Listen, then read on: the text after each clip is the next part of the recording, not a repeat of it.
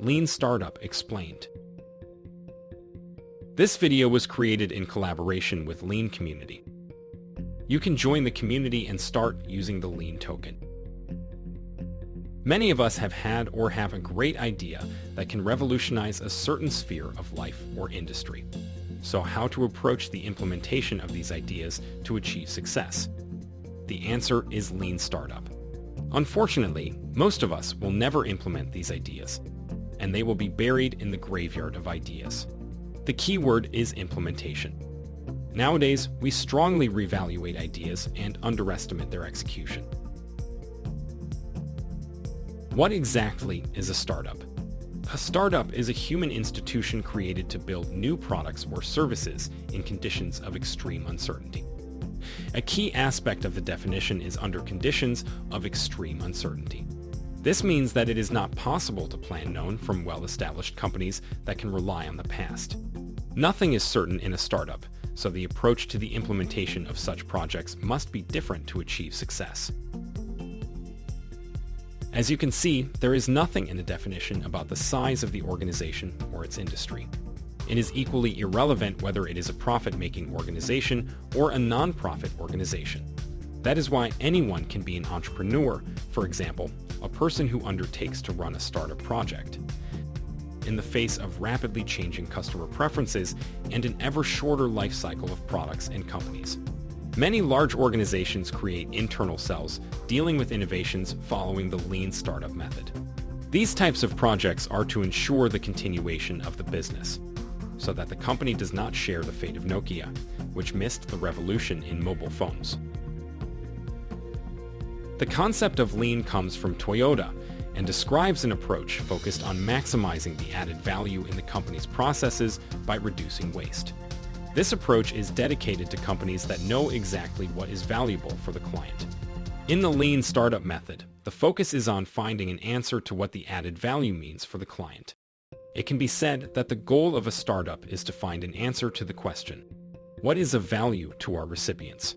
In the shortest possible time through verified learning, and this way we go to the loop, which is the basis of the Lean Startup method.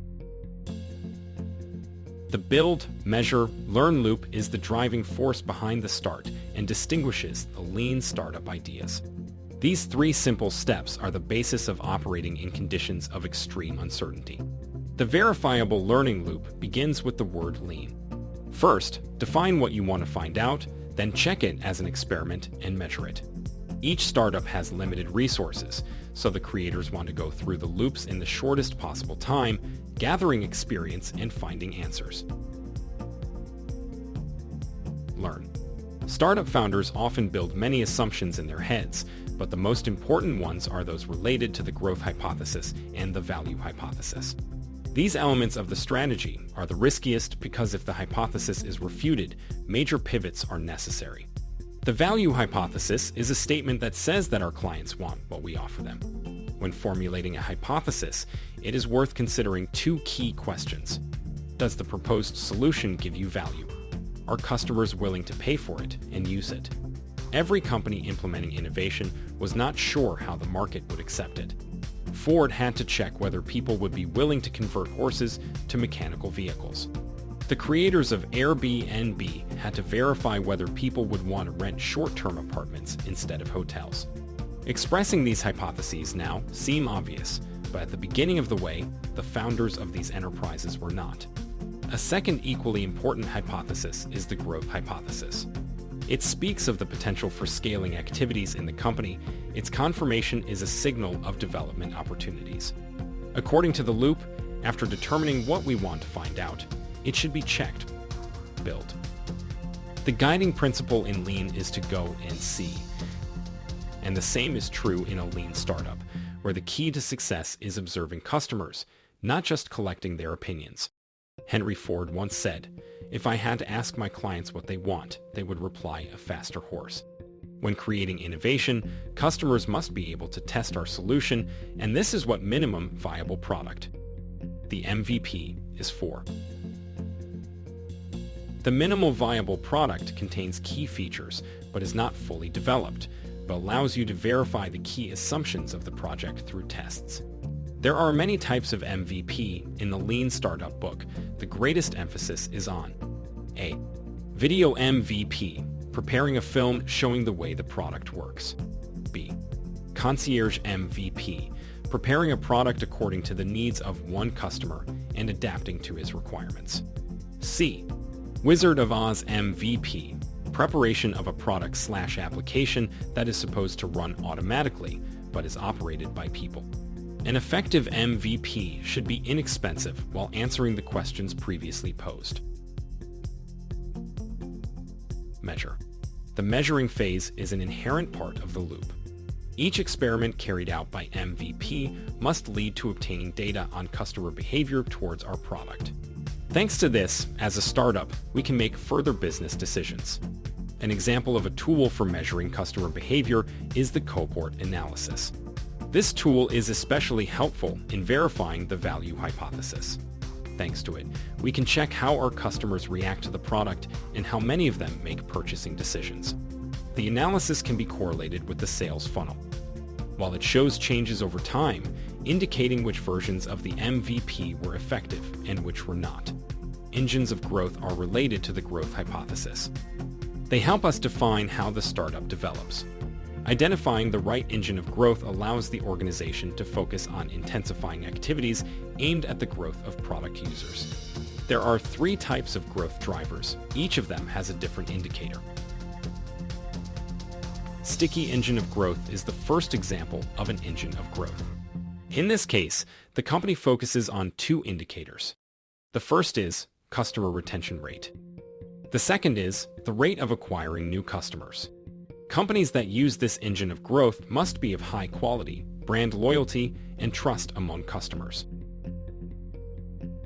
The second example is the viral growth engine. Organizations using this engine focus on an indicator called the virality rate. It is checked how many new users of the platform are successfully invited by one user. The engine works when one user invites more than one user. Organizations operating by this model primarily focus on adding value to more people using the platform and on maximizing the time the user spends on a given platform. For example, for you, Facebook makes sense only when your friends also have and use Facebook, which is why many people at the beginning willingly invited friends for free. Paid engine of growth seems to be the most popular growth model, especially among companies that already have an established position on the market. 2 indicators are important in this model. CPA, cost per acquisition, total cost of customer acquisition related to marketing and sales activities. LTV, lifetime value, an estimate of the average revenue that a customer will generate throughout their lifespan as a customer. For any company based on this growth engine, the key is that the LTV is greater than the CPA. Then you can say that the engine works. Pivot or persevere. This question is asked by every startup after completing the loop, depending on the results of the experiment. When the experiment confirms the verified assumptions, we move on to improving our MVP.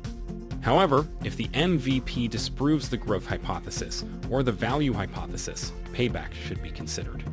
Reversion involves rewriting the leap of faith about value and growth and can be done in many ways, depending on the results of previous experiments and the intuition of the owners. Thank you for watching the video. Remember to like and subscribe to the channel. If you want to join the Lean community, read the description below.